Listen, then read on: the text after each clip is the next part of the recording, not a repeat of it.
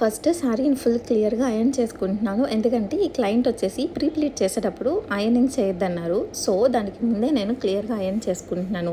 ఎందుకంటే ఇక్కడ మనం ప్లీట్స్ అరేంజ్ చేసిన తర్వాత స్టీమ్ అయర్న్ ఇవ్వమన్నమాట అకార్డింగ్ టు క్లయింట్ మెషర్మెంట్స్.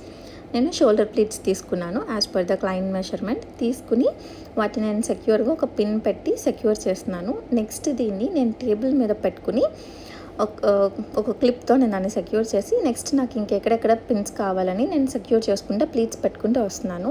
ఎందుకంటే క్లయింట్ ఇక్కడ అయర్న్ వాడద్దన్నారు, ఈ ప్లీట్స్ అన్ని ఫోల్డ్ మార్క్స్ కనిపిస్తున్నాయి అని చెప్పి. సో నేను ఎక్కడ అయర్న్ యూజ్ చేయలేదు, ఓన్లీ బిగినింగ్లో అయర్నింగ్ చేశాను శారీని కంప్లీట్గా, అంతే. ఇక్కడ నేను గుండు సూదులతో పెట్టుకుని దాన్ని అరేంజ్ చేసుకున్నాను. ఎందుకంటే సేఫ్టీ పిన్ పెడితే మళ్ళీ క్లయింట్కి తీయడం ఇబ్బంది అవుతుందని నేను ఈజీగా దీన్ని పెట్టుకుంటున్నాను ఇక్కడ. నెక్స్ట్ నేను సెంటర్ ప్లేట్స్ పెట్టుకుంటున్నానండి. క్లయింట్ మెజర్మెంట్ వైస్ట్ మెజర్మెంట్ ప్రకారంగా అన్ని ప్లేట్స్ నేను పెట్టుకుని 1 ఇంచ్ 2 ఇంచ్ గ్యాప్లో నేను ఇప్పుడు ఒక సేఫ్టీ పిన్ పెట్టి దాన్ని సెక్యూర్ చేస్తున్నాను. నేను ఇక్కడ పిన్స్ పెట్టి అన్నీ సెక్యూర్ చేసుకుంటున్నాను సెంటర్ ప్లేట్స్ అన్నీ. నేను according to that 1 inch are 2 inch నాకు కుదిరినంత వరకు నేను గ్యాప్ ఇచ్చుకుంటూ దీన్ని నీట్గా ఫోల్డ్ చేసుకుంటూ వస్తున్నాను.